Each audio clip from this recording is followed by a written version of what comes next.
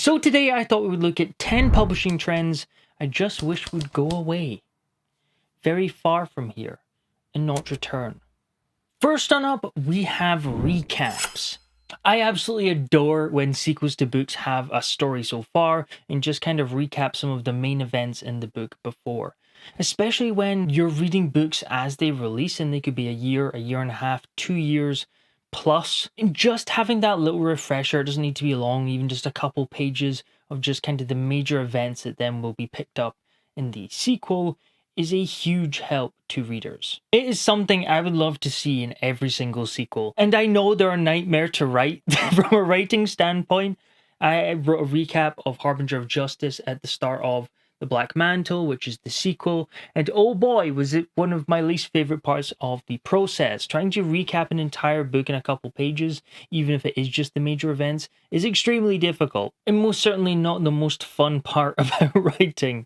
However, just from a reader experience standpoint, is something I really like, especially when I don't binge a lot of series anymore, or if I'm reading a new release and I just really like having that recap. The second thing I would love to see just go away forever is really busy book covers. And by that, I'm not talking about the art. Really busy art can work really well, depending on the style and the type of cover that the artist is going for. But what I mean by this is having the art, the title, the author name, the series name, quotes from other authors, as well as saying best-selling author and awards that the author has won for said book. It becomes really busy really quickly, and it kind of takes away just from the cover, in my opinion. I really like seeing the art, and again, title, author, classic, can't beat it. Even a series name can fit really well into the title if the typography is done well. And I know it's a marketing thing, having the fact that they won X award or they're a best-selling author because of Y. That's great, and I completely understand that this probably helps sell books or just make the book look more prestigious in some way, or having another author quote that perhaps is a prestigious author that makes you go, oh, I know that author, and if they like this book, maybe I do too. I completely understand it.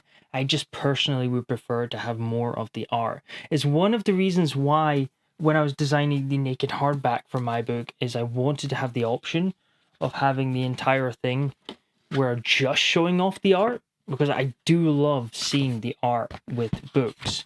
And even my cover's fairly minimalist in design elements. It just kind of has my name and the title of the book. And of course, it can be done well if you have like the series name or extra design elements. I'm not saying everything that has more than just those two things is going to be terrible. There definitely is a way to include more of these elements that fit into the design well, but I prefer less so I can see more of the art. And I'm not slighting author quotes. I have picked up some books because I had a quote from Robin Hobb. I went, well, if Robin Hobb likes it, then I'm probably going to like it. But I do think that that would be better on the back cover or with the dust jacket on the inside of the sleeve or something. Just not a huge fan of it being on the front of the book. Continuing on with design elements I would like to see change, we have the naked hardback. Very few traditionally published just standard hardbacks have something on the naked hardback. Ninth House is one of the books that does, and it's something that's very simple. It is just this insignia, and it does have the title and this really cool design on the spine. But I would love to see more designs on the naked hardback. It doesn't need to be super fancy. Even a logo or something simple like this just makes it a lot more exciting.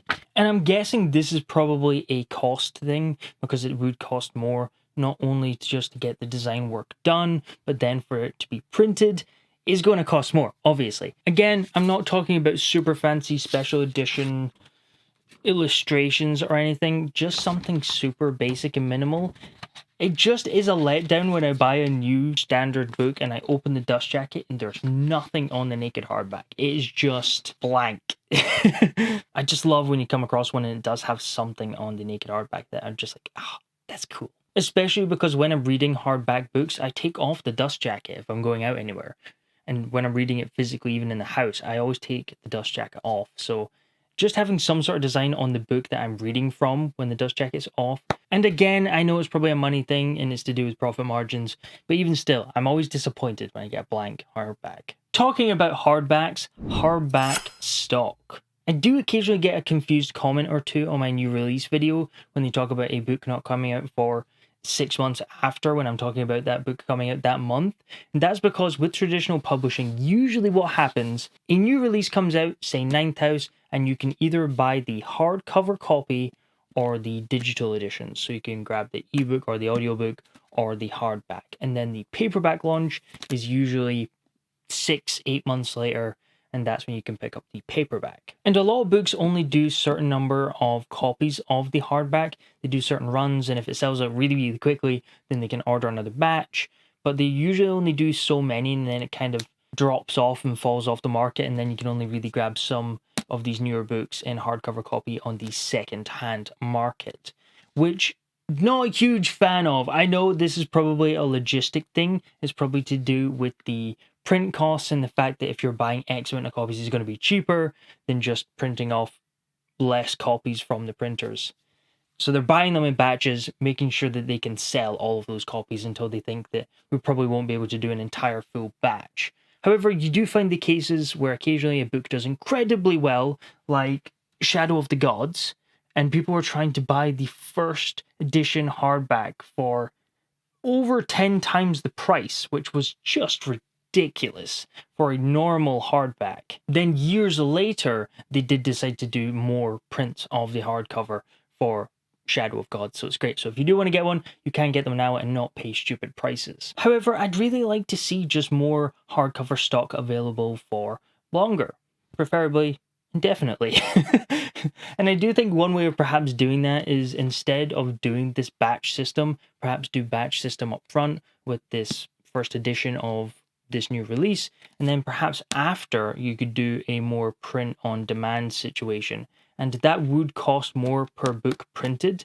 So perhaps you could knock up the price slightly for later, but I still think a slightly increased price for hardcover book is going to be way better than situations where you could be paying 10 times the price increase for a standard hardback on the second-hand market. And it also means the money is going to those involved in bringing that book to you, instead of paying 10 times the price to some random person who bought it and decided, oh, I'm going to resell it for 10 times the price now that it's really popular. I'm no expert, but I do think that could be a potential solution, because I would like to see more hardcover stock. AI! I don't think I need to say much more for this one. Just anything AI? No. Sadly, we have already seen some AI get its way into traditional publishing. I do think that traditional publishing is really good at kind of vetting these things and getting rid of them, which is fantastic. And I think most publishers are very against AI, but you have seen some just sneak into, and that's why I wanted to include it on this list. We did have that Malazan cover from Ian C. Esselmont that was originally AI, and everybody bit back and said, we don't want to see this, and then they paid an artist to recreate the cover, which was really nice to see. Or I thought that they got a new cover and paid an artist, because there is this cover, but I'm not sure if this is the main one or if the AI one's still in stores. I don't know. I thought this was resolved, but upon Googling, I'm not really finding any answers. So you can let me know in the comments below if you know how this story ended with the Malazan cover. Did they pay an artist to do a cover afterwards? I think so. Equally, there has been a new update from Audible where they are offering publishers AI audiobooks. So they don't need to pay a narrator. They are just getting the machines to create these very quickly produced AI versions of audiobooks, which I hate it so much. I hate it so much. Audiobook narrators are some of the most talented people, and it's such a difficult thing to do. These people spend years sharpening their skills and their craft to become audiobook narrators, and they're so incredibly talented. Please give the work to talented artists instead of getting a mindless computer to do it. We can tell, and even if AI gets to the point where we can't tell, I still don't want it. I just don't. Why can't we use AI for boring things and things in the background that makes more sense for AI, and leave artistry and creativity to people? Crazy concept. The lack of digital bundles. This is something that even Brandon Sanderson has been fighting for, which is including sort of bundles with ebooks as well as physical copies. Just having a bundle where you can get both. And there is an argument for also getting audiobooks. What I will say is having audiobooks and bundles does complicate things because you've got a lot more elements involved in audiobooks. They're more expensive to produce, and also there's more people taking a cut of audiobooks with narrator and everything. So I can understand why that's a wee bit harder, but I do think ebook and also physicals, that should be fairly straightforward, I would assume, to create bundles of, but they just don't exist. And I really like having ebooks and physical copies of books. But also I would like a full package where you can get audiobook, ebook, and physical copy kind of wrapped up in one. Because lots of people like to have the accessibility to kind of hop around the different formats. For me personally, I love reading a book physically, but if I'm out somewhere, I always listen to audiobooks. Or if I'm traveling, ebooks are perfect. And creating these bundles would entice readers like me and others who are in the same situation where they like to jump formats and mediums to pick up all three in one go, especially if there's some sort of discount for buying all three together. And this moves very neatly into the next point, ebook prices. Wow, I am so surprised at how expensive some ebooks can be. They should be a lot cheaper than buying a physical print book, but in some cases, they aren't. Ebook copies cost almost as much as a physical paperback. And to me, that just doesn't make any sense because of all the physical publishing costs for ebooks. Physical books, sorry. Whereas with ebooks, there's no production cost after the book is done. So I do think they should be less than paperbacks, which I didn't think was a crazy concept, but you would be surprised how expensive some ebooks are, especially when you compare them to the physical copies. And of course, if an ebook is longer, I completely understand wanting to charge more for said ebook. Like if I'm buying Rhythm of War by Brandon Sanderson as an ebook, I don't mind paying a little bit more for, I think the audiobook's like over 50 hours or up to 50 hours worth of content. I'm happy to pay a little bit more than if I bought the ebook for Legends and Lattes, which of course is quite short. And I don't mind paying a little extra for longer books. Same with physical copies, obviously. If a book has more pages, more expensive to print, more expensive to sell. Makes sense. But if your ebook is almost as expensive as the paperback, or in some cases I have seen where the ebook is more expensive than the paperback, I don't understand. I just don't understand. Fake stickers. No one likes them, whether it's for a TV show that's coming out, or an award, or anything. No fake stickers, please.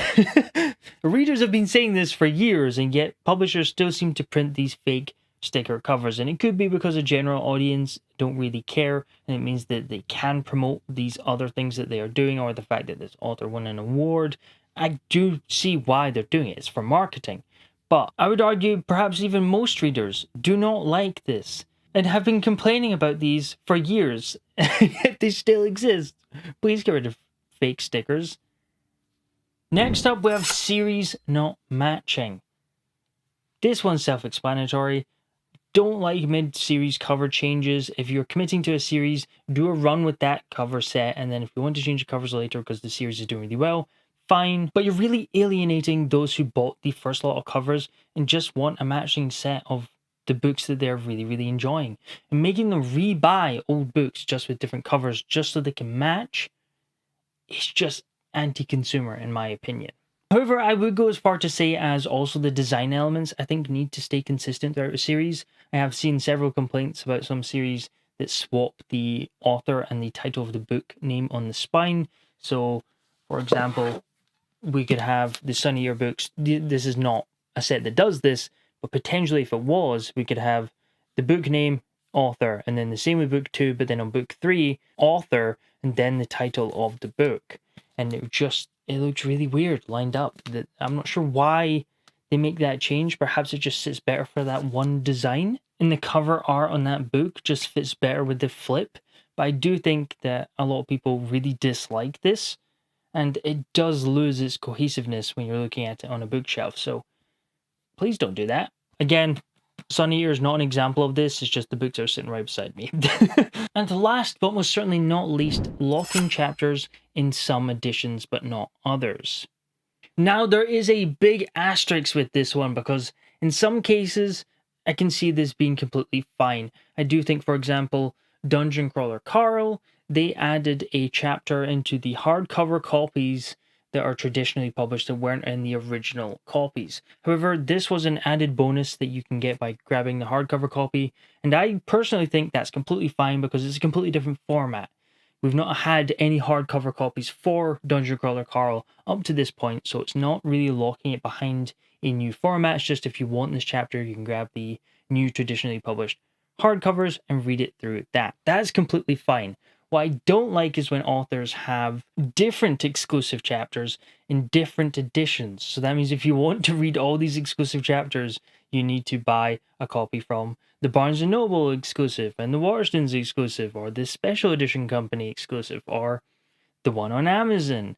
It doesn't really matter what the retailer is or how they're doing it. I just really dislike this creating multiple paywalls to get all the content. It just feels like a way to get people to pick up many copies of the same book, which just I don't like. Again, I'm iffy about this one because in some contexts it makes sense. I do think moving to traditionally published and from self-published, like Dungeon Crawler Carl, and adding that little bonus for the fans who really, really enjoyed the books and they wanted a hardcover copy of them, makes complete sense, and I really, really like that. It's some authors recently they released multiple copies with exclusive chapters in each edition, all at the same time on a new release, that it just is a bit sketchy in my opinion. So let me know down in the comments below, do you agree with this list? Are there any that I missed? And how much do you agree with me that every book should have a recap? That's just one of the best things that ever came about in existence. Not to be dramatic, but thank you very much for watching, especially when you have a memory like a sieve.